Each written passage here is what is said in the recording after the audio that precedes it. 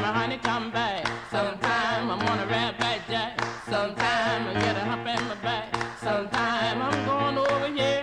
Sometime, tell me, honey, come back. Sometime I'm on a rat back jack. Sometime I get a hump in my back. Sometime I'm going over here. Sometime, tell me, honey, come back. Sometime I'm on a rat back jack. Sometime I get a hump in my back. Sometime I'm going over here. Sometime, tell me, honey, come back. Sometime I'm on a rat back jack. Sometime I get a hump in my back. Sometime I'm going over here. Sometime, tell me, honey, come back. Sometime I'm on a rat back jack. Sometime I get a hump in my back. Sometime I'm going over.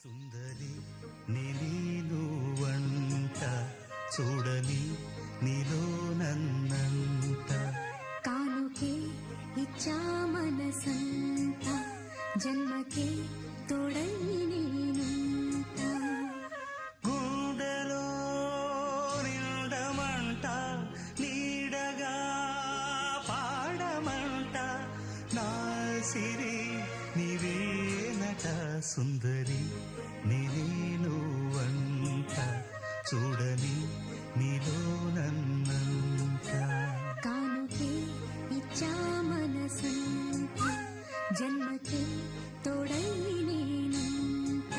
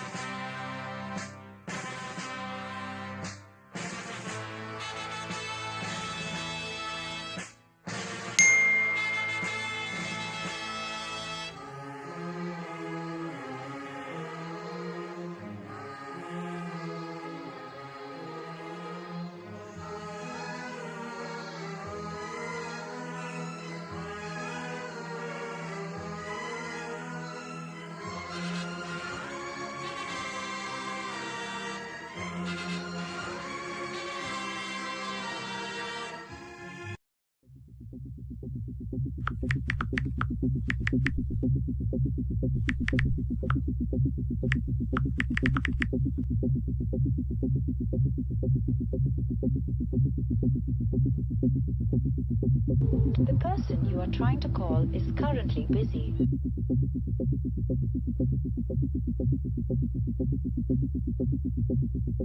The person you are trying to call is currently busy.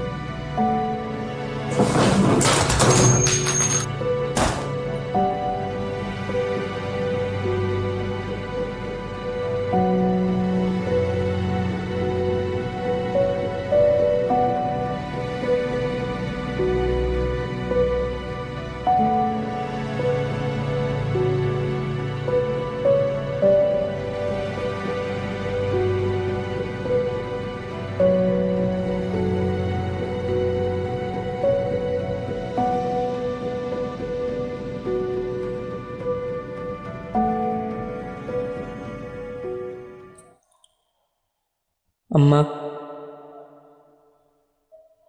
నన్ను క్షమించు.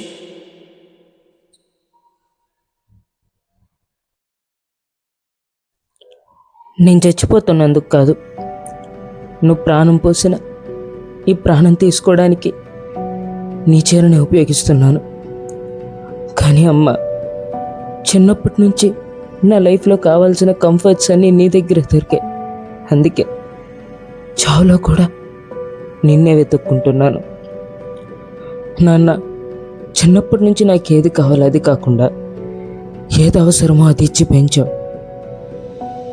చిన్నప్పుడు నాకు చాలా కోపం వచ్చేది, కానీ ఇప్పుడు అర్థమవుతుంది. తమ్ముడు, ఆడితో ఇందాకే గొడవ పడ్డాను, మళ్ళీ జీవితంలో గొడవ పడలేనేమో. నేను ఇది చెప్తుంది ఎందుకంటే I can't take it anymore. నేను దేన్ని ఇంక తీసుకోలేను. నేను అన్నిట్లో ఓడిపోయాను. ఒక మంచి స్టూడెంట్గా ఓడిపోయాను, ఒక మంచి కొడుకుగా ఓడిపోయాను, ఇప్పుడు ఒక ప్రేమికుడిగా కూడా ఓడిపోయాను. నాలాంటి ఫెయిల్యూర్తో ఎవరు ఉండాలనుకోరు, కానీ మీరున్నారు. కానీ ఫ్యూచర్లో నేనున్నానని ధైర్యంగా మీతో చెప్పలేనమ్మా. అందుకే నేను ఒక భారంగా ఉండకూడదు మీకు.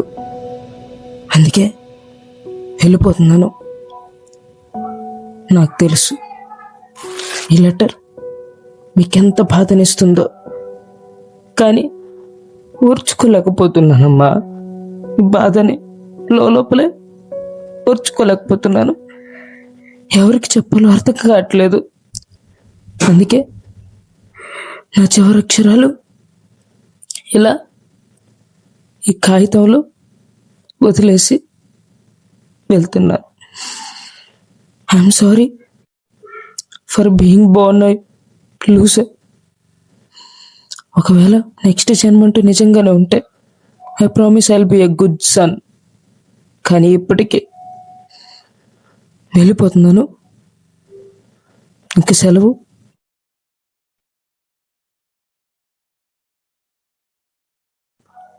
మీ పెద్ద కొడుకు కాదు, మీ పనికిరాని కొడుకు విక్కీ.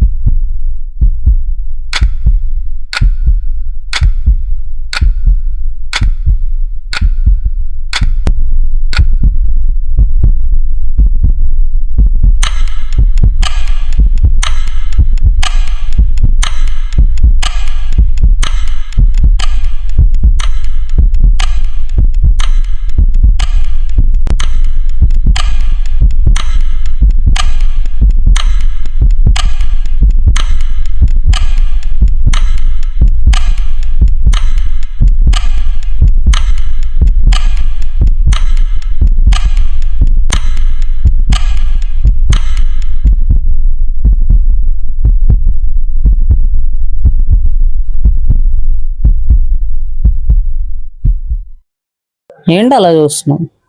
ఎవరు, ఏంటి, ఇలాంటి క్వశ్చన్స్ ఏం అడగవా? జనరల్గా ఇలాంటి సీన్స్లో ఇలాంటి క్వశ్చన్స్ అడుగుతారే. నాకేమైనా చెక్కిందా అని ఆలోచిస్తున్నా. దీన్నమ్మ, ఇప్పటి వరకు నాకు జరిగిందనుకు పిచ్చెక్కడం ఒక్కటే తక్కువ అనుకున్నా. ఇప్పుడు అది కూడా ఎక్కేసింది. నీకేమీ పిచ్చెక్కలే, నువ్వు బాగానే ఉన్నావు.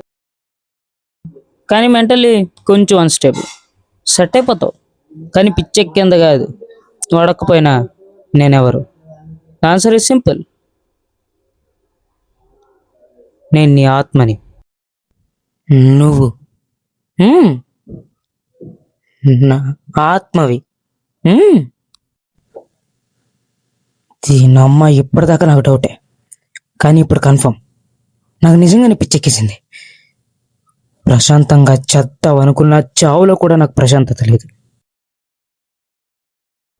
చేస్తా అంటున్నావు. అక్కడ ఎవరైనా ఉన్నారా? ఇప్పుడు నువ్వు చచ్చిపోతే ఇప్పుడు నువ్వు పడిన దానికంటే 100 రెట్లు బాధ ఎక్కువ అనుభవిస్తావు. అదోకేనా? నా ఊహతో నీతులు చెప్పుకునే అవసరం నాకు పట్టలేదు. అయినా నీతో నాకు మాటలేంటి? చేస్తే ఎలాగో తెలిసిపోతుందిగా.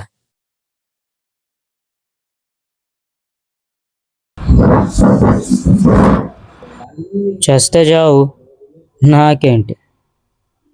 అయినా నీలాంటి లూజర్కి ఆత్మగా ఉండడం కంటే చావడమే మేలు. Don't you dare. అసలు నీ గురించి నువ్వేమనుకుంటున్నావు? ఇప్పటి వరకు ఆ పదం అందరి నోట్ల నుంచి విన్నావు. And your the last person I wanted to hear that word from you. అసలు నీ గురించి నువ్వేమనుకుంటున్నావు? వీడికి ఏం చేత కాదు, ఒక లవ్ ఫెయిల్యూర్, అందుకే ఏం పీకలేక చేస్తున్నాడు అనుకుంటున్నావా? నేను ప్రయత్నించిన దారి లేదు, కానీ ఎందులో మీకు గెలుపు రాలేదు. నా ఫెయిల్యూర్ చూసి క్రిటిసైజ్ చేసేవాళ్ళే తప్ప నా కష్టాన్ని చూసి సపోర్ట్ చేసేవాళ్ళు లేరు. అందరూ నన్ను జడ్జ్ చేసేవాళ్ళే, కానీ నన్ను అర్థం చేసుకునేవాళ్ళు, నాతో కూర్చొని మాట్లాడేవాళ్ళు ఒక్కరు కూడా లేరు. మా అమ్మ నన్ను సైలెంట్ ఎక్కిస్టేసి నన్ను చంపేస్తుంది. ఇవన్నీ బుర్రలోకి వచ్చినప్పుడు ఎలా ఉంటుందో తెలుసా? చర్మం మండిపోతున్నాడు, ఊపిరి ఆరదు, నా కాళ్ళు బరువు అయిపోతాయి, అస్సలు నిలబడ్డానికి శక్తి ఉండదు. నా ఫ్యూచర్ గురించి ఆలోచిస్తున్నప్పుడల్లా నన్ను ప్రేమించేవాళ్ళు, నా గురించి ఆలోచించేవాళ్ళు నా వల్ల సఫర్ అవడం తప్పించి నాకేం కనబడట్లేదు. నన్ను బాధ పెట్టుకుని అందరినీ బాధ పెట్టి ఎందుకు ఈ లైఫ్?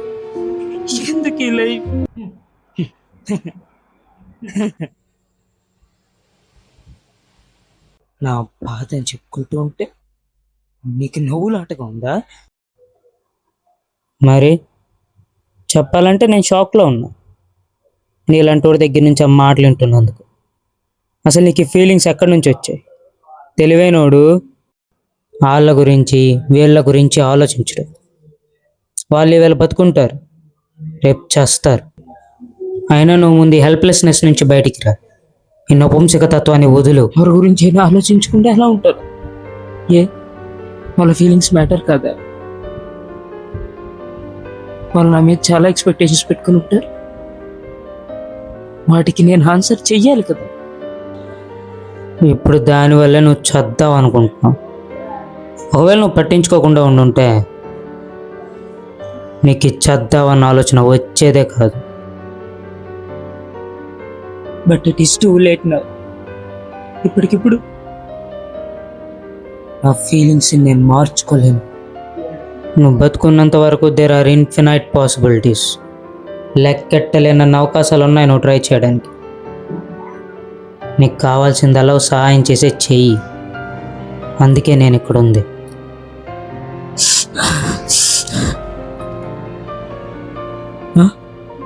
నువ్వు నాకెలా హెల్ప్ అవుతావు? నువ్వు నా ఆత్మవి. Rather you claim to be mine. నువ్వేమైనా అనుకో, think of me like a consciousness that inside you. నువ్వు చేసేవన్నీ నేను చూస్తాను, కానీ జడ్జ్ చేయను. నువ్వు పుట్టినప్పటి నుంచి ఇప్పుడు నువ్వు ఊరేసుకునేదాకా నీ చరిత్ర అంతా నాకు తెలుసు, కానీ నేను క్రిటిసైజ్ చేయను. నీకు తెలిసినవి, తెలియకపోయినవి, మర్చిపోయినవి అన్నీ నాకు తెలుసు. నీ గురించి ఎంత తెలిసింది నేను. నీకు నాకన్నా బెటర్ అడ్వైస్ ఇవ్వడానికి ఎవడు దొరుకుతాడు? కానీ బేసికలీ నేనే నా నుంచి నాకే నేనేం అడ్వైస్ ఇచ్చుకోగలను. కానీ ఓ డిఫరెన్స్ ఉంది. నాకు నీలో ఎవరి పట్ల కోపం కానీ, గౌరవం కానీ, ప్రేమ కానీ లేదు. ఆలోచించు. ఓ చెట్టు మీద రెండు పక్షులు ఉన్నాయంటే ఒక పక్షి ఆ చెట్టు ఫలాలను తింటుంది, ఇంకో పక్షి ఆ ఫలాలను తింటున్న పక్షినే చూస్తుంది. ఆ చెట్టు నీ శరీరం అయితే ఆ చెట్టు మీద ఉన్న రెండు పక్షులు నువ్వు, నేను. చూడు, నువ్వు చేసేవన్నీ నేను చేయను, చూస్తాను. చూడు, నీకు ఇంకా చావాలని లేదు, అందుకే నీకు నన్ను ఇగ్నోర్ చేసే ఆప్షన్ ఉన్నా నువ్వు నన్ను ఇగ్నోర్ చేయడం లేదు.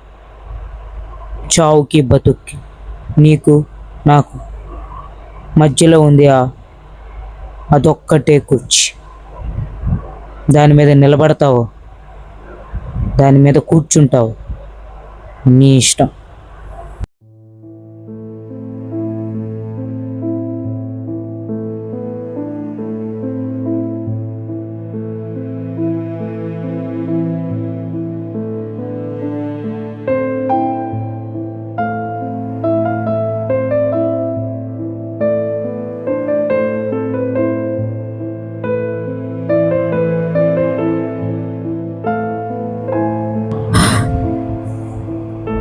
ప్లీజ్ నాకు హెల్ప్ చేయి. నాకు ఇప్పుడు ఏం చేయాలో అర్థం కావట్లేదు.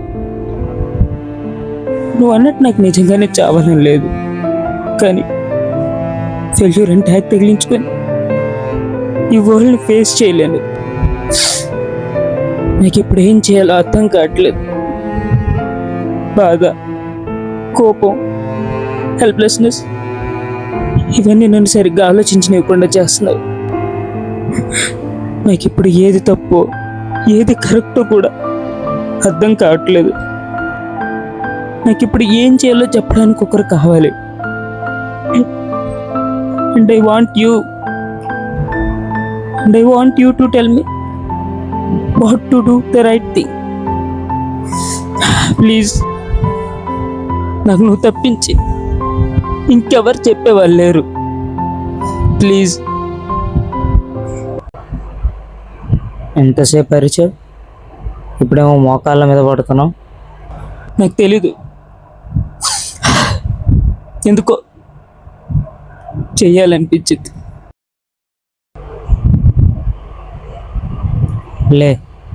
లేచి కూర్చో.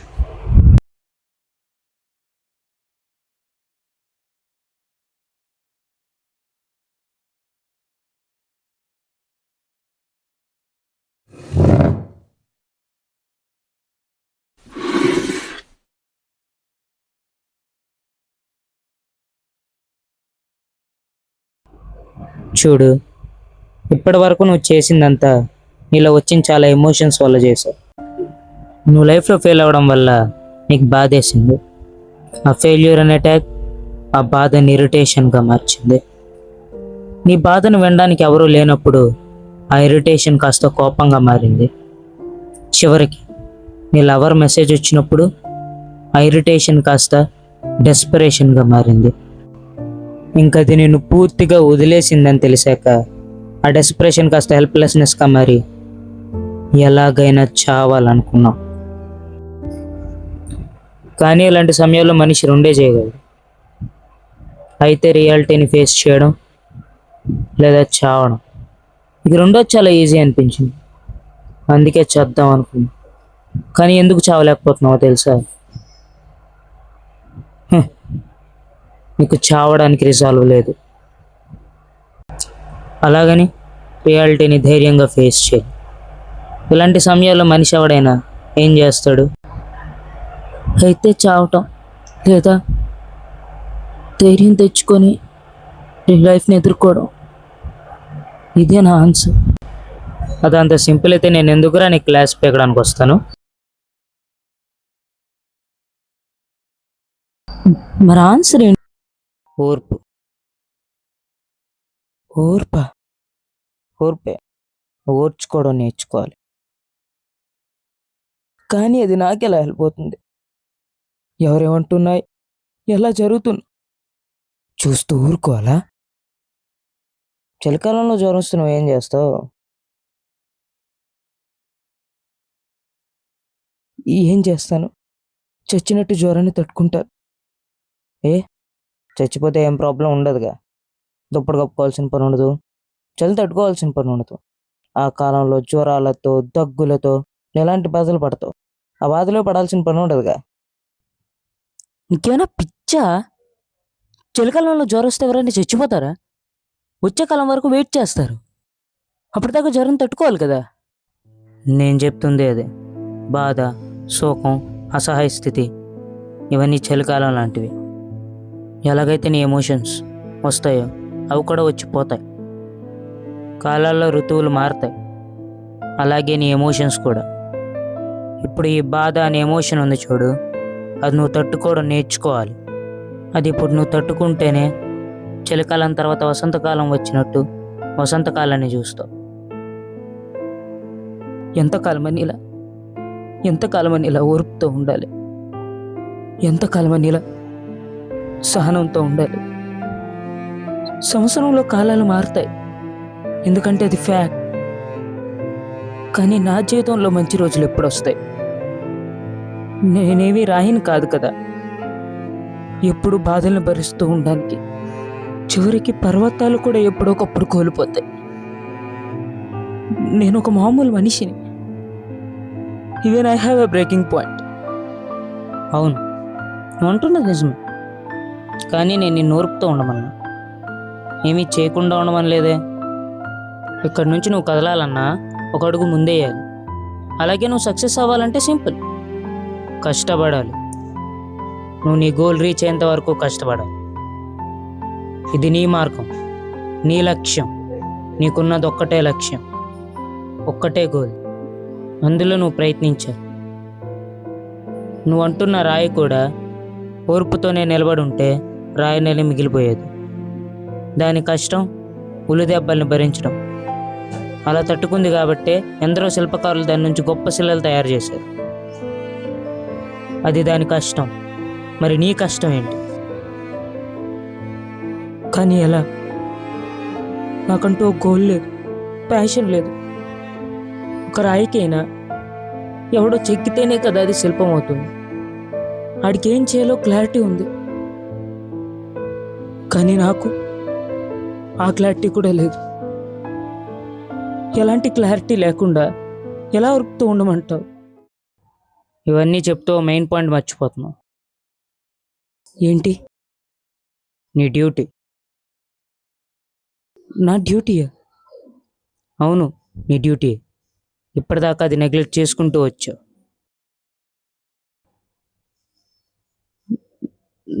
నాకంటూ డ్యూటీసే ఉంటాయి. నేనేవి జాబ్ చేయట్లేదు కదా. అరే, డ్యూటీ అంటే నువ్వు చేసే వర్క్ కాదురా. అది సొసైటీలో, ఈ సమాజంలో, నీ కుటుంబానికి నువ్వేం చేస్తున్నావు, నువ్వేం కాంట్రిబ్యూట్ చేస్తున్నావు, అది నీ డ్యూటీ. చెప్పు, ఒకవేళ నువ్వు స్టూడెంట్ అయితే నువ్వేం చేసేవాడివి? చదవటం.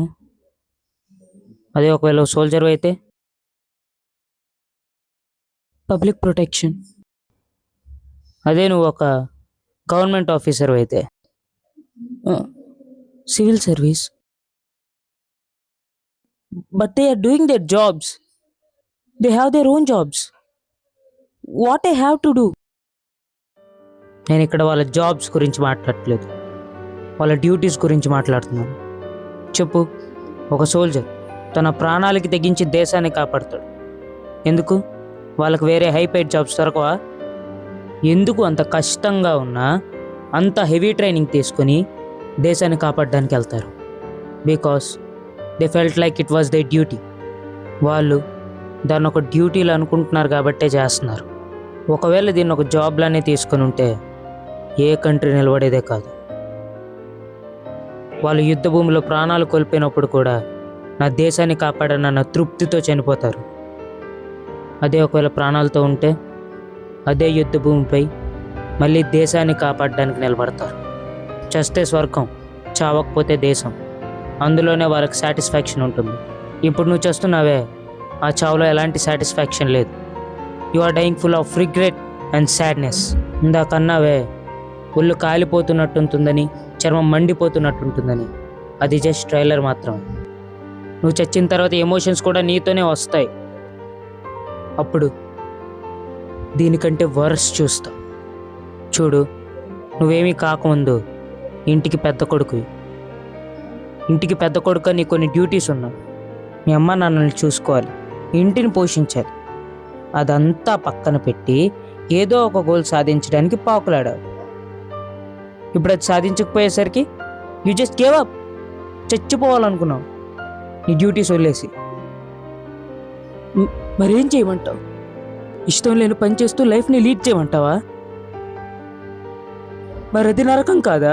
I don't say you have to give up on your goal. నేను నీ గోల్ని వదిలేమని చెప్పలేదే. అలాగని చెప్పి నువ్వు నీ డ్యూటీస్ని కూడా నెగ్లెక్ట్ చేయకూడదు కదా. 20 కేజీలు ఉన్నప్పుడు నిన్ను భుజాల మీద మోసే మీ నాన్న నువ్వు 60 కేజీలు వచ్చినా ఇంకా నిన్ను మోస్తున్నాడు. నిన్నే కాదు, నీ అమ్మని, నీ తమ్ముడిని, ఈ ఇంటిని ఇన్ని సంవత్సరాలు మోసుకుంటూ వచ్చాడు. రేపు నువ్వు బాధ్యత తీసుకోకపోయినా ఇంకా మోస్తాడు.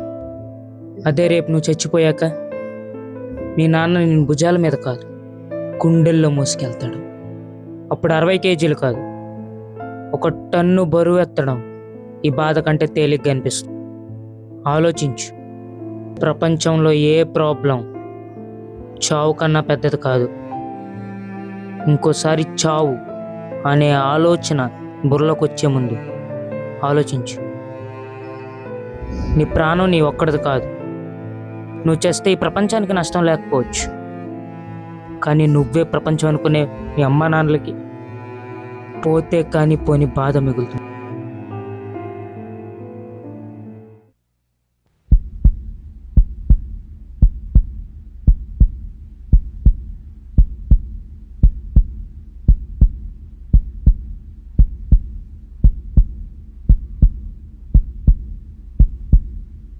తప్పు చేశాను. నా కళ్ళ ముందు నోటం కళ్ళు చూసి ఆగిపోయానే కానీ నన్ను ఎత్తుకొని మా నాన్న ముళ్ళదారి మీద నడుస్తున్నాడని గుర్తించలేకపోయాను. నన్నే ప్రాణం అనుకున్న మా అమ్మకి నా ప్రాణం తీసుకొని బాధనిద్దాం అనుకున్నా. ఇప్పుడే లైఫ్ ఏంటో తెలుస్తున్న మా తమ్ముడికి నా ప్రాణం తీసుకొని బాధ్యత ఆడి మీద వదిలేద్దాం అనుకున్నాను. తప్పు చేశాను.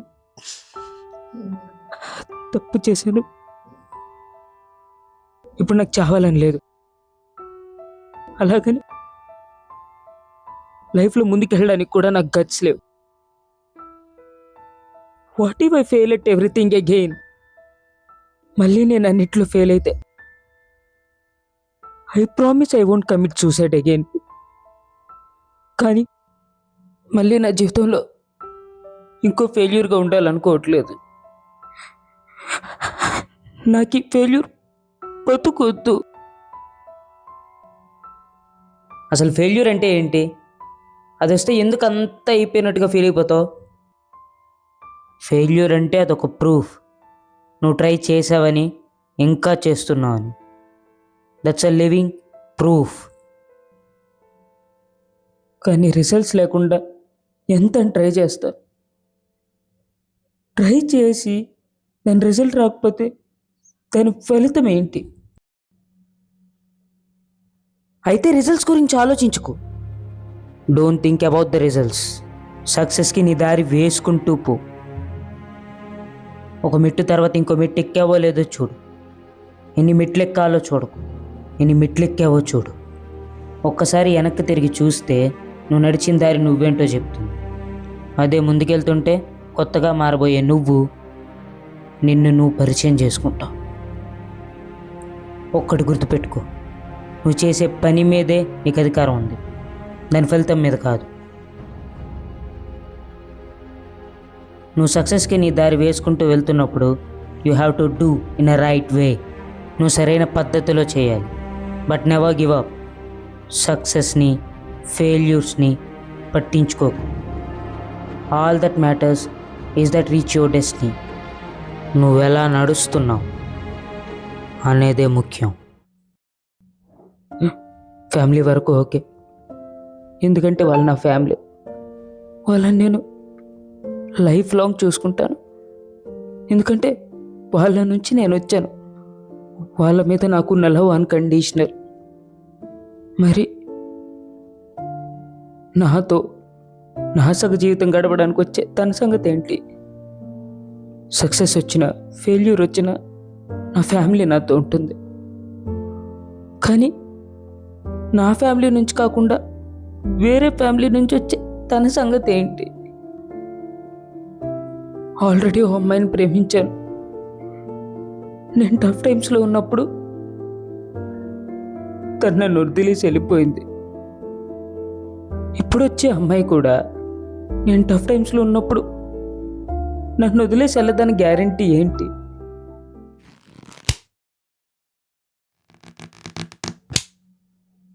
సారీ ఇందాకేదో అంటున్నావు? లవ్ అది చాలా టఫ్ కాన్సెప్ట్ అబ్బా, కానీ ఆన్సర్ చేయడానికి ట్రై చేస్తాను. ఏ యుగంలో అయినా మనిషి చేయాల్సింది ఒక్కటే పని, యుద్ధం. అది శత్రువుతో అయినా లైఫ్తో అయినా. కానీ ఈ ప్రేమ ఉందే, అది విచిత్రం. దీనికి యుగానికి ఒక కొత్త సొల్యూషన్ వెతకాలి. ఎందుకంటే ఇది యుద్ధం కాదు, ఒకరికి గెలవటానికి ఇంకొకరు ఓడిపోవడానికి. ఎవ్వరు ఓడిపోయినా ఇంకొకరికి బాధే మిగులుతుంది. అది నీకు సొల్యూషన్ కావచ్చు, కానీ తనకి అది ప్రాబ్లం. అందుకే నీకు కావాల్సింది సొల్యూషన్ కాదు, first aid. First aid. Relationships అన్నాక ప్రాబ్లమ్స్ వస్తాయి, అది కామన్. కానీ వన్స్ ఆ రిలేషన్షిప్ బ్రేక్ అయ్యాక ఎవరో ఒక్కరు ఎక్కువగా సఫర్ అవుతూ ఉంటారు. దానికి solution, don't put too much efforts on your relationship. నీ రిలేషన్షిప్లో నువ్వు మాత్రం ఎక్కువగా ఎఫర్ట్స్ పెట్టొద్దు. నీకు నేను ఎలా చెప్పాలి? ఫర్ ఎగ్జాంపుల్, ఇదిగో ఈ రబ్బర్ బ్యాండ్ తీసుకో. ఇది నీకు నీ గర్ల్ ఫ్రెండ్కి మధ్యలో ఉండే రిలేషన్షిప్. ఆ చెవది పట్టుకొని లాగు.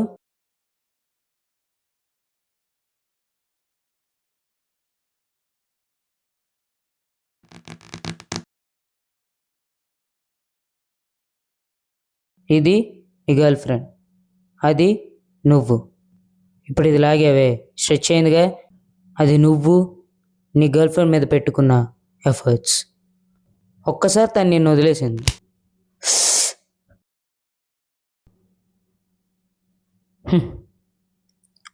వదిలేసిన వాళ్ళు బాగానే ఉంటారు, కానీ పట్టుకున్న వాళ్ళకి ఇంకా నొప్పి.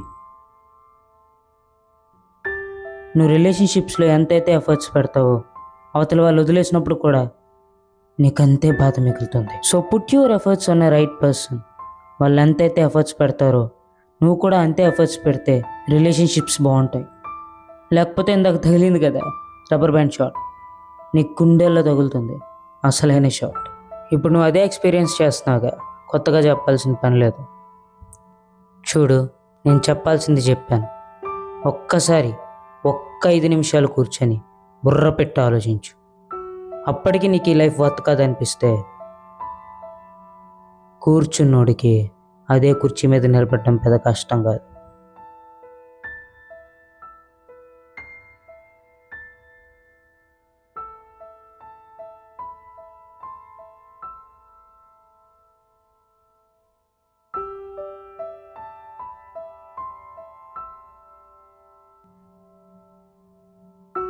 అసలు ఎవరు నువ్వు? There is no way I can come up with these answers like that. అసలు నిజంగా నువ్వెవరు? ఎవరు నువ్వు?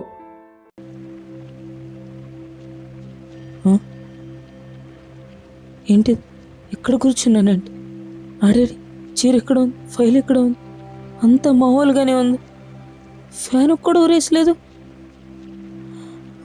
ఏం అర్థం కావట్లేదు. అన్నీ మామూలుగానే ఉన్నాయి. చీర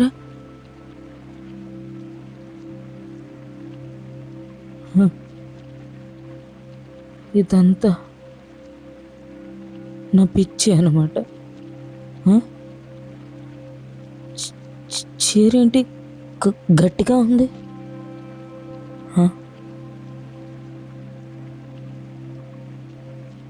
ఈ లెటర్ ఏంటి? భగవద్గీత ఏంటి? చీరలో పెట్టి ఉంచారంటే నేను ఈ చీర తీస్తానని తెలుసా? నాన్న, మేము ఇలా చదువుకోలేకపోవచ్చు, కానీ నువ్వేదో సమస్యలో బాధపడుతున్నావని మాత్రం అర్థమవుతుంది. మా జనరేషన్ వేరు, మీ జనరేషన్ వేరు. మా పరిష్కారాలు మీకు పనికి రాకపోవచ్చు, కానీ నమ్మేది ఒకటి, దేవుడిని. నువ్వు దేవుడు నమ్మవని నాకు తెలుసు. నేను నిన్ను నమ్మని చెప్పడం లేదు, కానీ మా నమ్మకం అతను నిన్ను చూస్తాడని. నువ్వు ఈ పుస్తకం చదవకపోయినా పర్లేదు, కానీ పక్కన పెట్టుకో. ఎందుకంటే మాకు ధైర్యంగా ఉంటుంది. నిన్నెప్పుడూ చూడడానికి ఆ దేవుడు నీతో ఎప్పుడూ ఉంటాడని. ఇట్లు మీ నాన్న, అమ్మ. భగవద్గీత. ఏముంటుంది, మనిషికి ఇచ్చుకోలేని ధైర్యం ఈ పుస్తకంలో పదాలు ఇస్తుందా? ధర్మక్షేత్రే కురుక్షేత్రే సమవేత యుయుత్సవః మామకాః పాండవశ్చైవ కిం కుర్వత సంజయ. ధృతరాష్ట్రుడు పలికెను, ఓ సంజయ, ధర్మక్షేత్రము అని పిలువబడే కురుక్షేత్రములో యుద్ధము చేయగూరిన వారే సమకూరి మా తనయులు పాండుతనయులు ఏం చేశారు? మొదలవ్వడమే యుద్ధంతో మొదలైందో.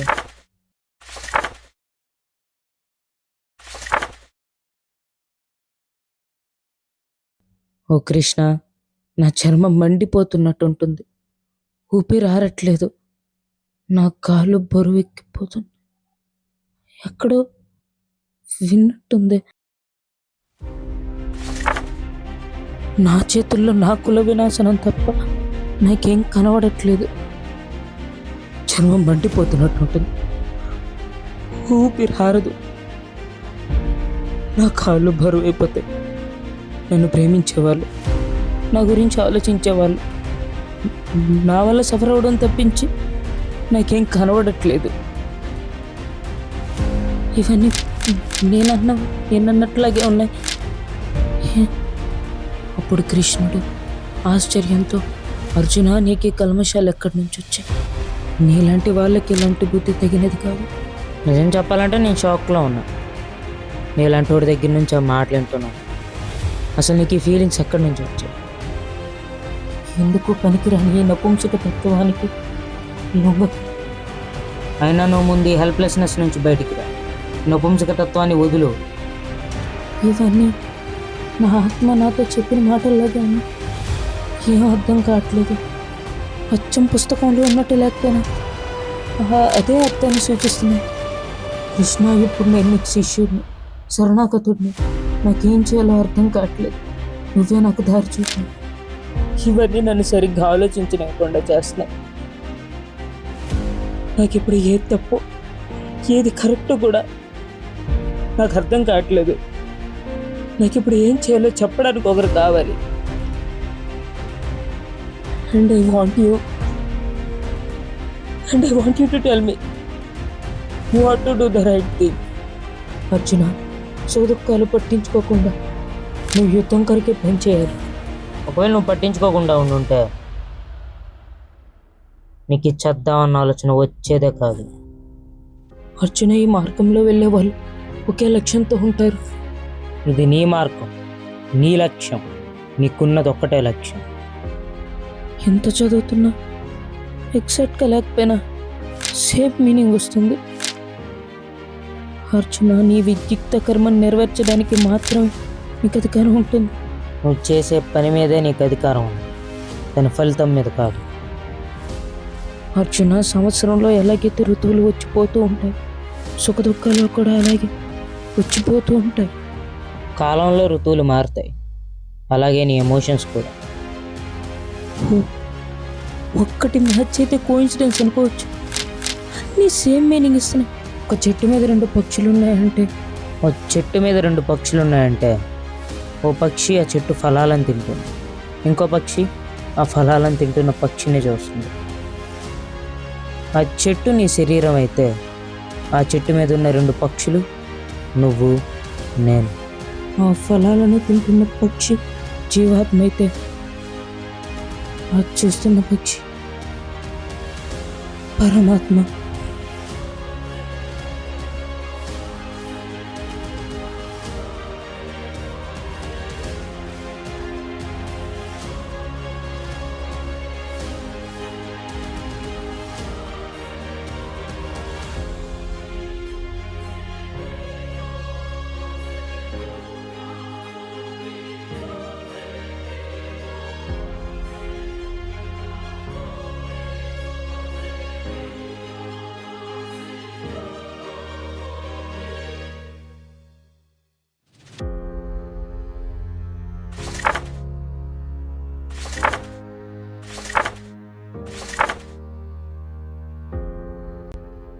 అసలు ఎవరు నువ్వు?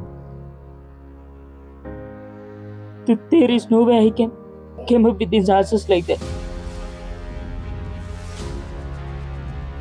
అసలు నిజంగా నువ్వెవరు?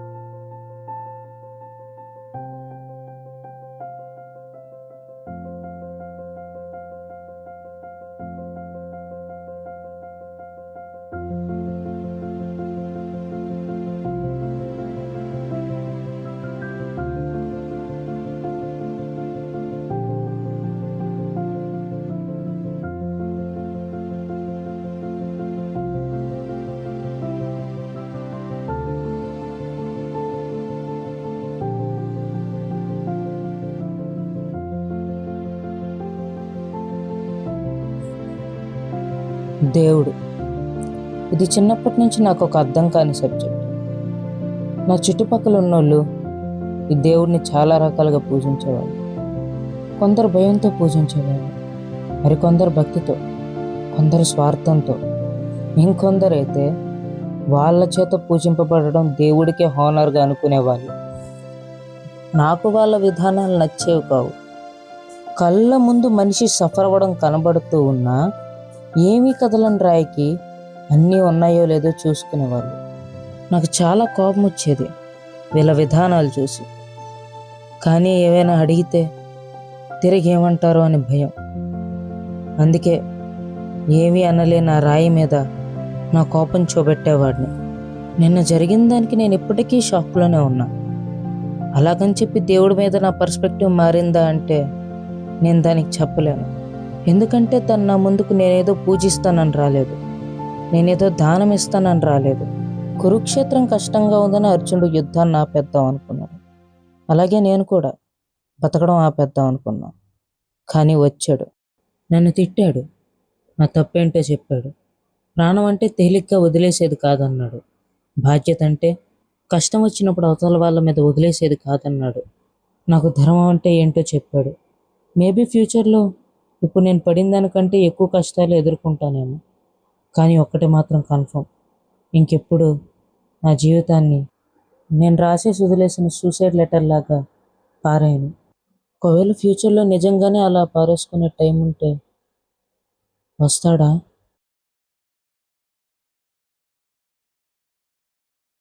జాగ్రత్త.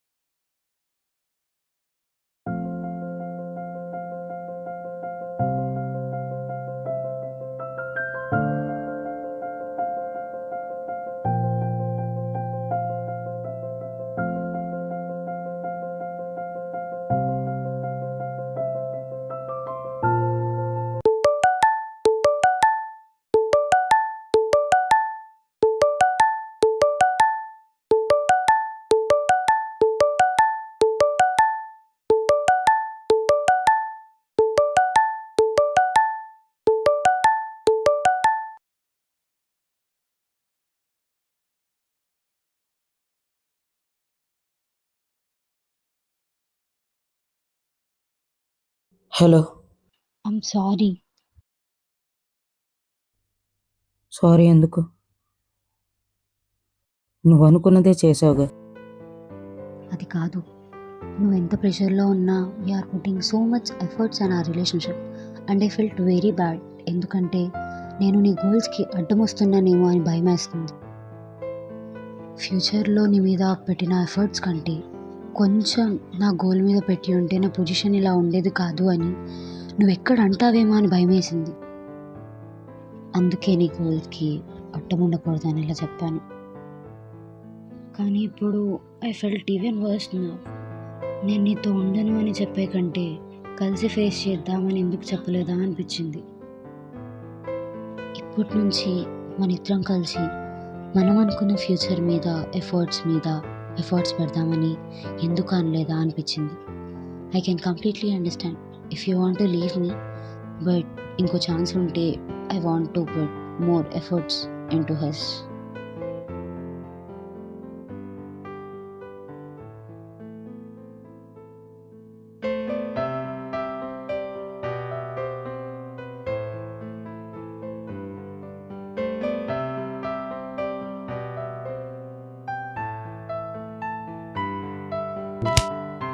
హలో, ఉన్నావా?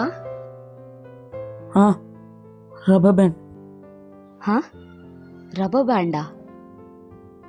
అదో పెద్ద కథలే, తర్వాత చెప్తా.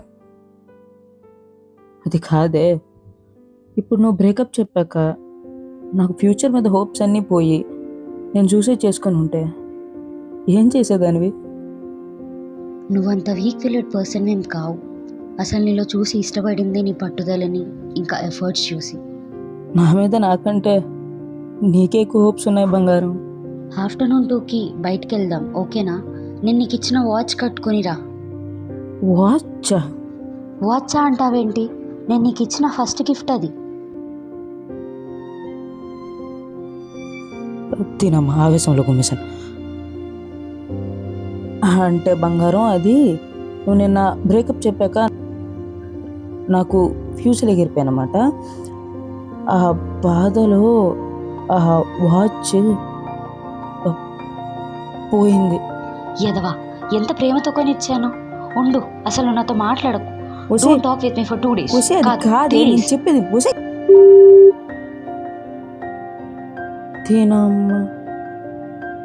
వీళ్ళు ఎప్పుడు సారీలు చెప్తారో తెలియదు, ఎప్పుడు బ్రేకప్లు చెప్తారో తెలియదు. నిజమే, ఈ ప్రేమకు సొల్యూషన్స్ ఉండవు, మనమే వెతుక్కోవాలి. ముందైతే దీని పని పట్టాలి.